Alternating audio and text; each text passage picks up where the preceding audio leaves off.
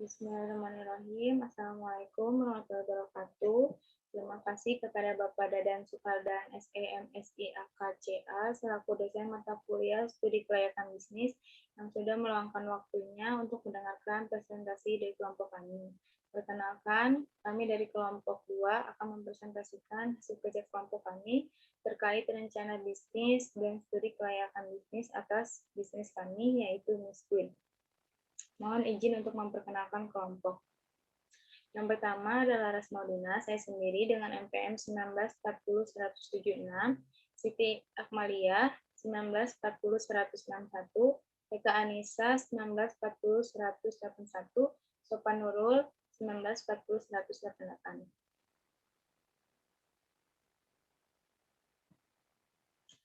Untuk slide yang pertama akan dijelaskan oleh saya sendiri, yaitu kuliner khas dari suatu daerah bisa dinikmati di mana saja, tidak hanya di daerah asal. Kuliner tersebut, hal ini dapat dimanfaatkan sebagai ide untuk membuka usaha. Mie merupakan makanan yang sudah tidak asing lagi di telinga kita. Bahkan banyak yang menjadikan mie sebagai makanan favoritnya. Maka dari itu, kami terinovasi untuk membuat olahan mie bukan hanya sekedar digoreng ataupun direbus, melainkan banyak olahan mie yang dikreasikan. Selain itu, kami juga membuat olahan mie dengan rasa yang unik, yaitu dengan cita rasa bumbu yang khas dari setiap daerah Indonesia, sehingga membuat masyarakat lebih tertarik dan ingin mencoba produk kami. Gambaran umum perusahaan kami, yaitu perusahaan kami, Miss Queen, adalah perusahaan yang bergerak di bidang produksi dan jasa, yang mana Miss Queen menghasilkan berbagai macam mie yang berasal dari Jawa Barat dengan mengutamakan kepuasan pelanggan sebagai bentuk pelayanannya. Perusahaan ini memiliki bentuk perusahaan perseorangan, yaitu pemilik perusahaan berperan sebagai pemilik modal, pengelola, serta pemimpin perusahaan. Konsep bisnis yang dikembangkan oleh perusahaan kami yaitu yang pertama, Miss Queen melihat peluang di pasar saat ini masih sedikit usaha yang memproduksi mie olahan dengan bumbu yang beraneka ragam khas berbagai daerah di Indonesia. Yang kedua, Miss Queen memberikan pelayanan terbaik dengan mengutamakan kenyamanan pelanggan, baik itu dari sisi makanan ataupun dari desain interior serta desain interior yang kekinian dan instagramable. Yang ketiga, ada struktur pasar yang dijalankan oleh Miss Queen adalah pasar monopoli. Maksud dari monopoli ini yaitu usaha yang menyajikan olahan mie khas dari berbagai daerah di Jawa Barat. Untuk saat ini hanya perusahaan Miss Queen saja, sehingga hal ini membuat Miss Queen memiliki struktur pasar monopoli. Untuk aspek pemasaran akan dijelaskan oleh teman saya yaitu Sania.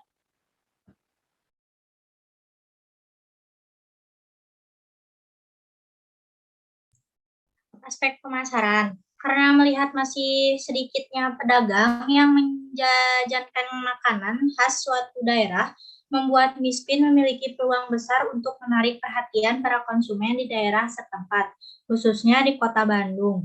Selain itu, Miss Queen juga mematok dengan harga makanan sesuai kualitas yang diberikan dengan memperhatikan harga pasar yang berlaku saat ini. Tentunya setelah Miss Queen berdiri, maka akan ada usaha-usaha kuliner lain yang dapat menjadi saingan dari Miss Queen.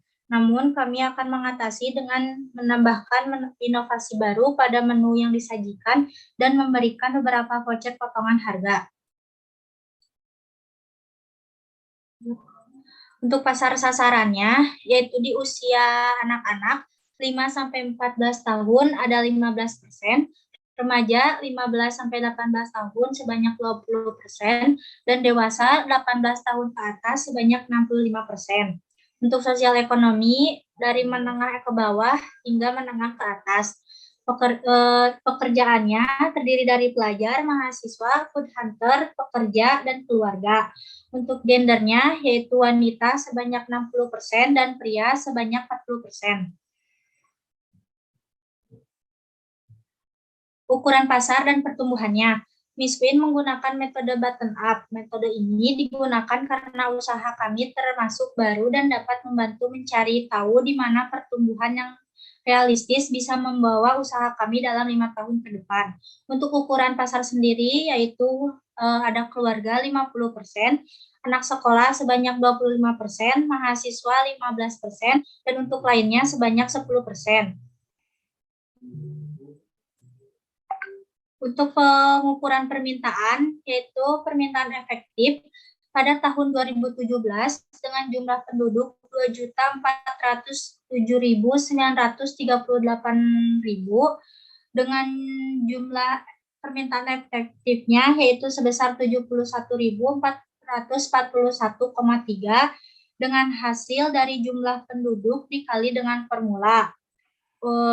Untuk tahun 2018 dengan jumlah penduduk di Kota Bandung yaitu ada 2.503.708 dengan jumlah efektifnya yaitu 71.606.5. Di tahun 2019 dengan jumlah penduduk yaitu ada 2.507.888 dengan jumlah permintaan efektifnya yaitu sebesar 71.726,60. Di tahun 2020 ada 2.510.103 penduduk dengan jumlah permintaan efektif yaitu 71.789,95. Di tahun 2021 yaitu dengan jumlah penduduk 2.444.160 dengan jumlah permintaan efektif yaitu 69.903,98. Untuk targetingnya yaitu satu ada masyarakat umum yang memiliki ketertarikan terhadap kuliner Indonesia, terutama olahan mie. Karena pada umumnya kebanyakan masyarakat yang suka mengonsumsi mie akan membuat produk ini banyak diminati, sehingga permintaan penjualan akan semakin meningkat. Yang kedua ada kalangan pelajar, mahasiswa, dan usia remaja yang memiliki ketertarikan terhadap hal baru yang sedang viral dan kekinian. Karena kebanyakan anak-anak muda di zaman sekarang lebih banyak menyukai makanan-makanan pedas. Yang ketiga ada pecinta olahan mie. Hampir semua kalangan dari anak-anak, remaja, hingga orang dewasa menyukai mie. Untuk positioning-nya, yaitu Mispin menjadikan olahan mie sebagai trend center kuliner khas Indonesia di Jawa Barat, khususnya di daerah Kota Bandung. Olahan mie ini menyajikan cita rasa yang unik, bervariasi, dan melekat di lidah masyarakat. Selain itu, rasa penasaran tinggi yang dimiliki oleh masyarakat membuat Mispin menjadi terkenal hingga ke daerah-daerah yang mengelilingi Kota Bandung. Juga masyarakat yang suka mengonsumsi makanan, terutama mie, membuat peluang Mispin semakin besar. Lanjut. Untuk marketing mix yaitu ada produknya yaitu Mispin adalah perusahaan yang bergerak di bidang produksi dan jasa, yang mana Mispin menghasilkan berbagai macam hidangan mie yang bercita rasa khas tiap daerah Indonesia. Yang kedua ada price-nya, membandrol seharga 14.000 dengan harga yang terjangkau namun sesuai juga dengan kualitas yang disajikan. Untuk place-nya yaitu terletak di strategis yaitu di Jalan Braga nomor 91 Bandung dengan kode pos 4011 Indonesia. Lokasi ini ada di pinggir jalan yang memudahkan pelanggan untuk menemukannya. Yang keempat ada promosi menggunakan media sosial dan metode sale dan media partner. Untuk people-nya, masyarakat umum yang dari kalangan pelajar, mahasiswa, pegawai, dan lainnya. Untuk physical evidence, yaitu bukti fisik Mispin adalah bangunan berupa ruko milik sendiri. Yang ketujuh ada prosesnya, nanti dapat dilihat dari aspek produksi. Lanjut. Untuk strategi marketing, pemasaran produk ini dilakukan dengan promosi, baik promosi secara langsung, browser, maupun melalui media sosial.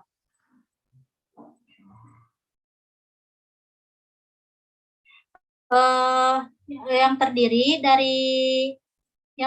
dari Instagram, Facebook, TikTok, Twitter.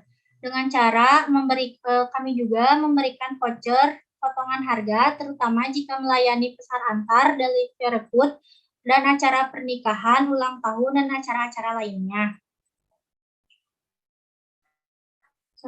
Lanjut. Untuk keunggulan dan kelemahan produk. Untuk keunggulannya, satu, ada variasi topping hidangan mie. Yang kedua, ada cita rasa mie khas berbagai daerah Indonesia yang menjadikan keunikan tersendiri dari produk yang disediakan.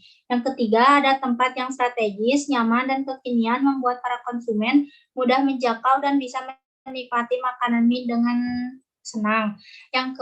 Untuk kelemahannya, ada satu, mudah mendapatkan pesaing yang berusaha meniru konsep.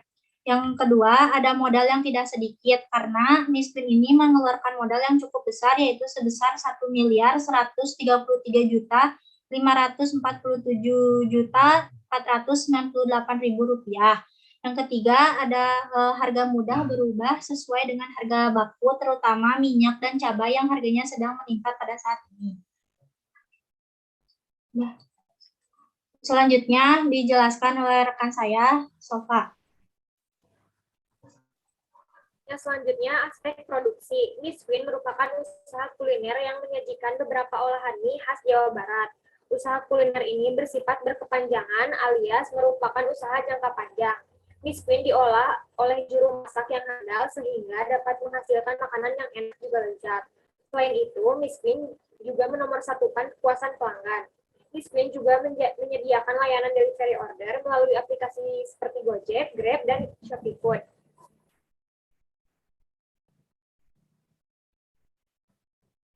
Mesin dan peralatan. Usaha Miskin melakukan proses pengolahan bahan baku sehingga tidak memerlukan mesin untuk membuat mie.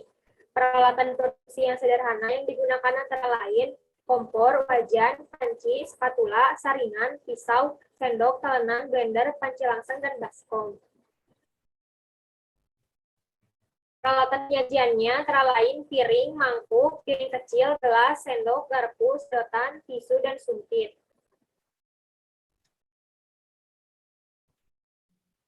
Untuk proses produksinya, dimulai dari merebus mie hingga lunak, kemudian saring dan sisihkan.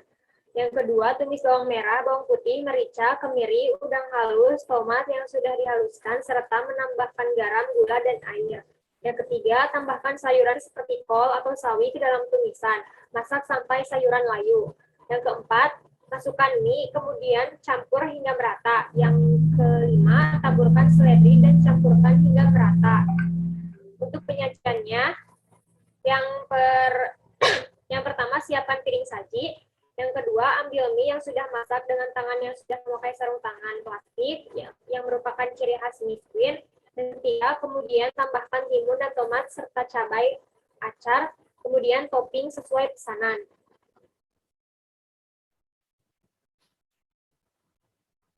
Jenis dan jumlah produksi. Jenis dari produksi ini adalah industrial production atau produksi industrial. Maksudnya adalah mengolah beberapa bahan baku menjadi produk jadi. Miskin mengolah bahan-bahan mentah dan mie yang kemudian menjadi produk yang siap makan.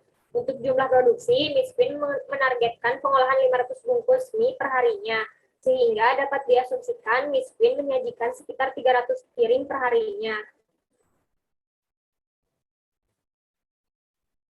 Untuk bangunannya, yang digunakan oleh usaha Miskin adalah bagian bawah ruko yang dimiliki oleh pemilik sendiri. Oleh karena itu, kami hanya perlu mengurus kelengkapan izin usaha seperti TDP, SITU, dan SIUP.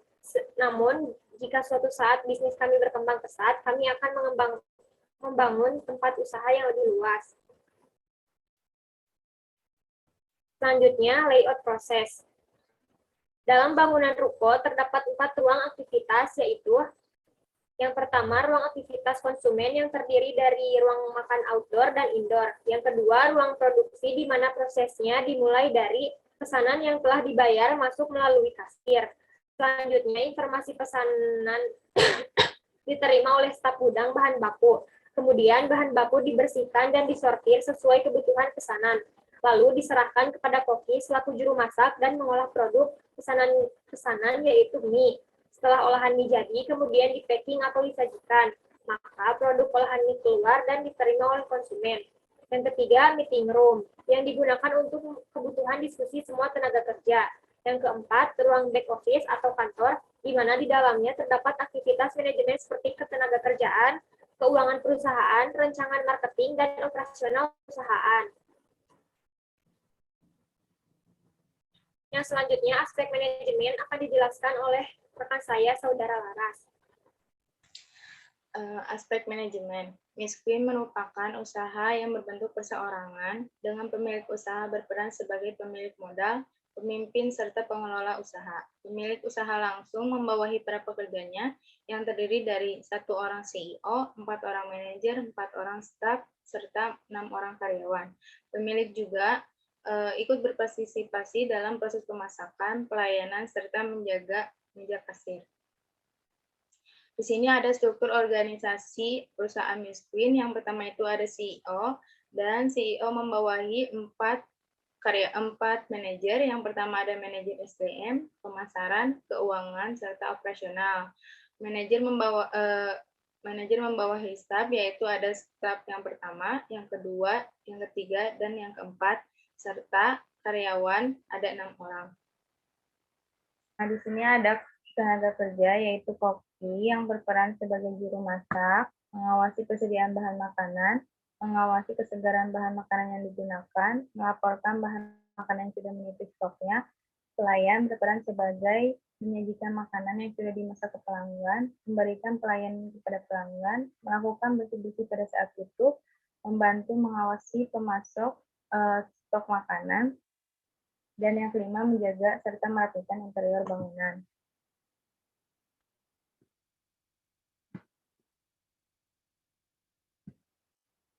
Satpam berperan sebagai pembantu pelanggan yang hendak parkir, menjaga keamanan usaha saat sedang beroperasi, membantu dalam pemasokan barang, membantu pelanggan, dan ada driver delivery order, yaitu mengantarkan pesanan kepada pelanggan, menjaga keamanan makanan saat berjalan.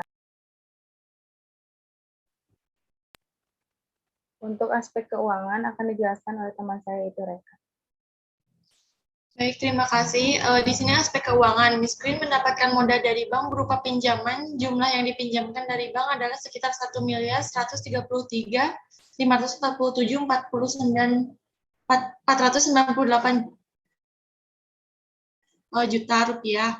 Dikarenakan gedung untuk usaha miskin sudah ada, maka pinjaman yang diperlukan tidak begitu banyak. Jadi pada modal sendiri 50% dan pinjaman 50%. Lalu selanjutnya ya perhitungan biaya. Selanjutnya, kebutuhan dana per tahun. Di sini ada yang pertama dana untuk aktifan, di mana ada peralatan-peralatan yang digunakan dalam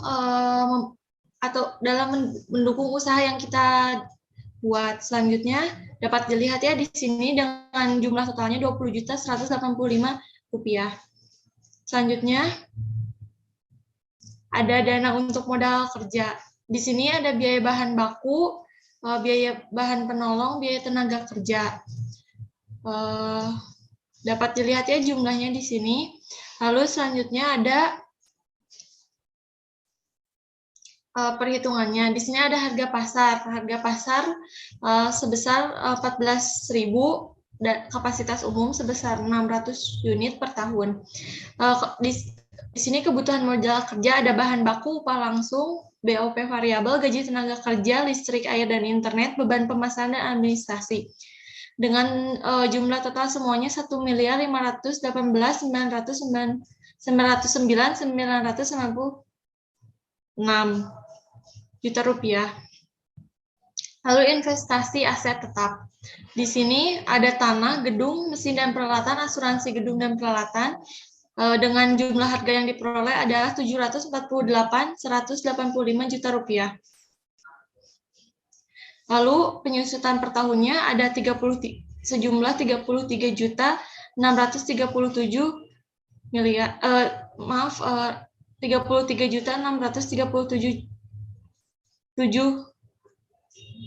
Selanjutnya ada proyeksi laba rugi. Di sini tahun pertama, kedua, ketiga, dan keempat, dan kelima. Presentasi penjualannya kita dari tahun ke tahun hanya meningkat 10%, mengambil 10% saja. Ya, lalu ada unit penjualan. Unit penjualan ini diperoleh dari presentasi penjualan dan dikali dengan kapasitas maksimum. Lalu ada pendapatan penjualan yang didapatkan dari presentasi penjualan dengan harga pasar. Lalu biaya-biaya di sini ditambahkan menjadi jumlah beban sebesar 1.283.178.773 rupiah. Lalu ada di sini laba sebelum pajaknya didapatkan dari pendapatan penjualan dikurangi dengan jumlah beban. Lalu di sini juga ada pajak PPh dengan sebesar 25%, yaitu di mana laba sebelum pajak ini dikalikan dengan PPh, yaitu dengan jumlah ada di bawah sini ya. Lalu laba setelah pajaknya juga di sini ada di layar. Ada rata-rata laba setelah pajak, di mana rata-rata setelah pajak ini, laba setelah pajak semua dirata-ratakan, lalu dijumlahkan. Lalu ada rata-rata investasi, di sini rata-rata investasi modal sendiri dibagi 2. Di sini ada average rate of return lebih dari 1, yaitu 7, bisa dikatakan layak. Lalu ada proyeksi arus kas. Proyeksi arus kas pendapatan penjualan di sini semakin tahun semakin meningkat, lalu arus kas keluar ini dijumlahkan seluruhnya dengan hasil yang ada di bawah ini. Arus kas bersih ini didapatkan dari pendapatan penjualan dikurangi dengan jumlah arus kas keluar. Lalu payback period kita selama 2 bulan 21 hari. Nilai tunai ini didapatkan dari pendapatan penjualan dibagi 1,1 dikali tahun. Lalu ada jumlah tunai sebesar 24.469.478.612 rupiah. Ada NPV atau nilai tunai bersih. Jumlah nilai tunai ini didapatkan dari jumlah nilai tunai didapatkan dari nilai tunai yang 10% ini. Lalu ada NPV ini didapatkan dari jumlah nilai tunai dikurangi dengan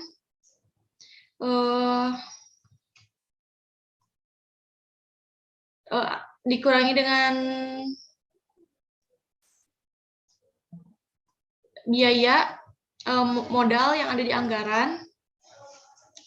Ada di slide berikutnya. Lalu ada indeks profitabilitas, yaitu didapatkan dari jumlah nilai tunai dibagi dengan modal sendiri. Maka didapatkan 21,9%. Ini juga dikatakan layak karena lebih dari 1.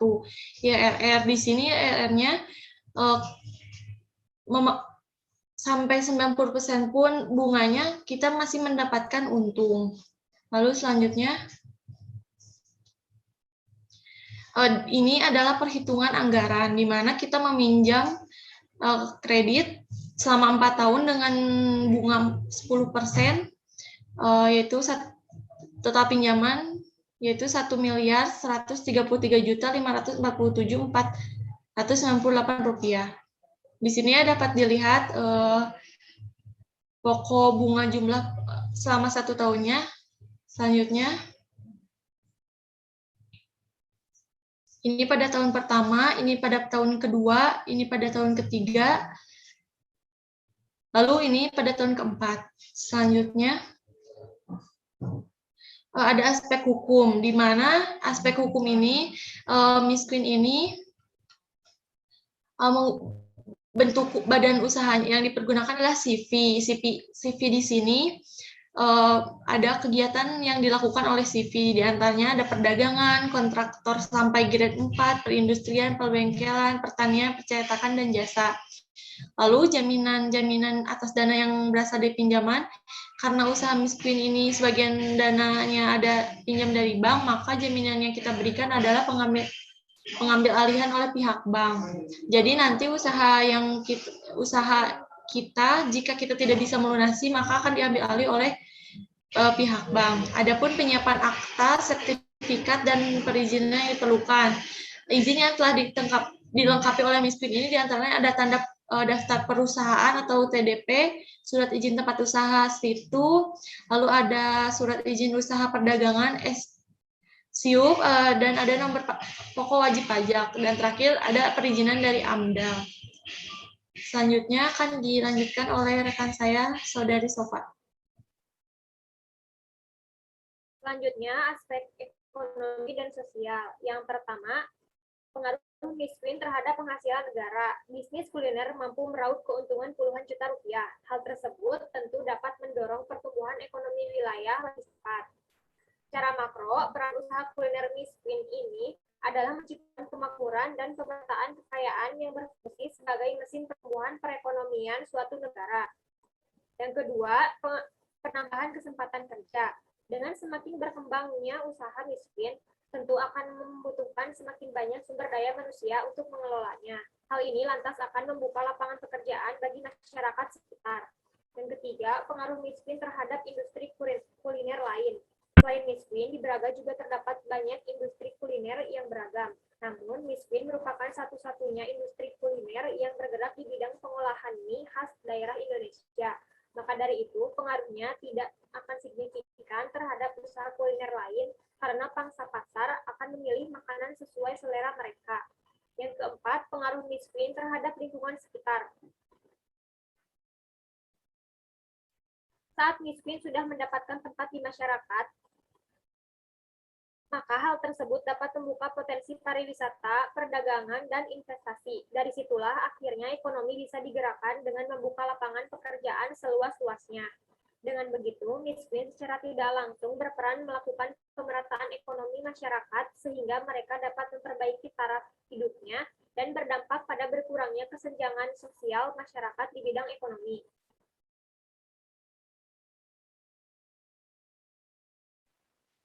Terima kasih atas perhatiannya. Mohon maaf bila ada kekurangan. Wabillahi taufiq wal hidayah. Wassalamualaikum warahmatullahi wabarakatuh.